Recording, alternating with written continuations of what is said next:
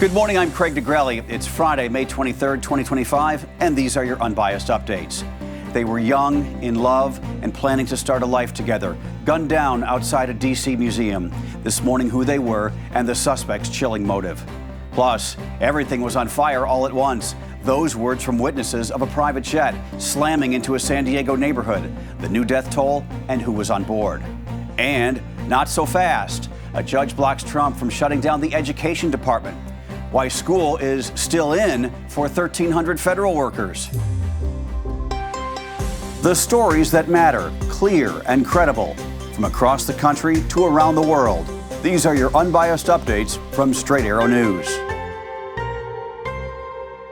A community in Kansas gathered last night to honor Sarah Milgram, the Jewish woman killed in a brazen shooting in Washington, D.C. this week. Today is a horrible day for the Kansas City Jewish community, but it's even more devastating for the Milgram family. This morning, Bob and Nancy Milgram got the unimaginable call that their beautiful daughter Sarah was murdered in Washington, D.C. She was murdered because she was an employee of the Israel Embassy. She was murdered because she was Jewish. And she was murdered alongside her boyfriend, Yaron. Milgram was from Overland Park, Kansas, the largest suburb of Kansas City. Her former roommate and friend, Amanda Berger, remembered her this way. And something I think Sarah would want me to say is, please strive to learn as much as you can. Educate yourself as much as possible so that you can advocate for others in need. If you think you know a lot about something or someone, endeavor to learn more. A gunman shot and killed Milgram and her boyfriend, Yaron Lashinsky, an Israeli citizen, outside the Capitol Jewish Museum Wednesday night, where they had gone for a diplomatic event. Friends say they devoted their lives to peace. Israel's ambassador to the United States said Lashinsky had planned to propose marriage next week in Jerusalem. The Washington Post, citing an FBI affidavit, is reporting the suspect, 31-year-old Elias Rodriguez of Chicago, confessed to police, saying, "I did it for Palestine, I did it for Gaza." He's charged with murder of foreign officials and other counts. He did not enter a plea in his first court appearance. Israeli embassies worldwide have lowered flags to half staff and increased security. Yaron and Sarah weren't the victims of a random crime. The terrorist who cruelly gunned them down did so for one reason and one reason alone. He wanted to kill Jews. And as he was taken away, he chanted, "Free Palestine." This is exactly the same chant we heard on October 7th. Israeli Prime Minister Benjamin Netanyahu has also pushed back against global criticism of his military offensive in Gaza. He says leaders like Emmanuel Macron, Mark Carney, and Keir Starmer are on the wrong side of history for condemning Israel's actions. The Western leaders have threatened concrete actions if Israel does not halt the offensive and lift a blockade on humanitarian aid in Gaza. A fiery plane crash tore through a San Diego neighborhood Thursday as people were sleeping in their homes, killing 6 and shaking an entire community. What a scene. The private jet slammed into a power line in heavy fog, then crashed into a house, bursting into flames and killing all 6 people on board. Among the dead, top music agent Dave Shapiro. He was the co-founder of Sound Talent Group, which represents acts like Hanson, Sum 41, and Vanessa Carlton. Shapiro also owned Velocity Records. 8 people on the ground got hurt, none critically. Jet fuel spilled into the street, igniting half a dozen cars on fire and damaging 10 homes. One family escaped their burning house with the help of neighbors. The couple and their children are alive, but their home is destroyed. The NTSB says the plane clipped power lines before impact. A major legal setback for the Trump administration's push to dismantle the Department of Education. A federal judge in Boston has blocked the president's executive order aimed at shutting down the department.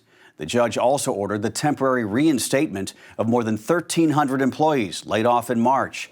The ruling says the mass firings have crippled the government's ability to carry out federally mandated education programs. The case was brought by a coalition of states arguing the layoffs were illegal. The judge agreed to a preliminary injunction allowing workers to return to their jobs while the lawsuit plays out. The judge also said President Trump's closure order directly contradicts Congress's intent and reminded the administration that even with a GOP majority, dismantling a federal department still requires bipartisan approval. The Trump administration immediately appealed the ruling, saying once again a far-left judge has dramatically overstepped his authority. A deportation showdown is unfolding overseas, and now it's drawing fire from the president himself. 8 migrants removed from the United States are now being held at a U.S. military base in Djibouti after a federal judge said the Trump administration violated a court order by trying to send them to South Sudan without due process. Judge Brian Murphy said the men were not told where they were going or given a chance to object. The administration must now give them what are called reasonable fear interviews and 15 days to challenge removal if needed. President Trump blasted the judge, calling the migrants, quote, some of the most violent criminals on earth, and accusing the court of putting national security at risk. More mixed signals out of Washington over the war in Ukraine. Just days after President Trump spoke with Vladimir Putin for 2 hours, Senate Republicans are threatening harsh new sanctions if Russia does not move forward on a ceasefire. The bipartisan bill reportedly has support from more than 80 senators and would slap 500% tariffs on countries that continue buying Russian oil and gas. Senate Majority Leader John Thune did not mince words. If Russia is not willing to engage in serious diplomacy, the Senate will work with the Trump administration to consider additional sanctions to force Putin to start negotiating.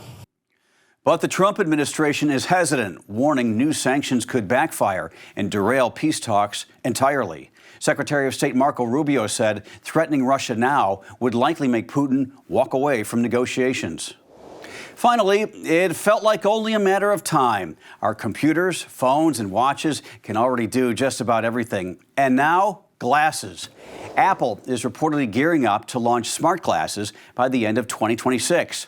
According to Bloomberg, the company is leaning hard into AI with glasses that come loaded with cameras, microphones, and speakers designed to analyze the world around you. And yes, they will be linked to Siri, so you'll be able to make phone calls, play music, and get turn-by-turn directions, all hands-free, straight from your face. Basically, you'll be the boss of your glasses. Apple's move is seen as an answer to Meta's Ray-Ban smart glasses, which are already gaining traction in the market. Wow. Can you imagine something like this, right? Hello? Pizza for Negrelli? Pepperoni? Mushrooms?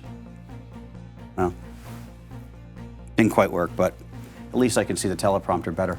Those are your unbiased updates for this Friday. For all of us here at Straight Arrow News, I'm Craig Negrelli. Have a fantastic Memorial Day weekend.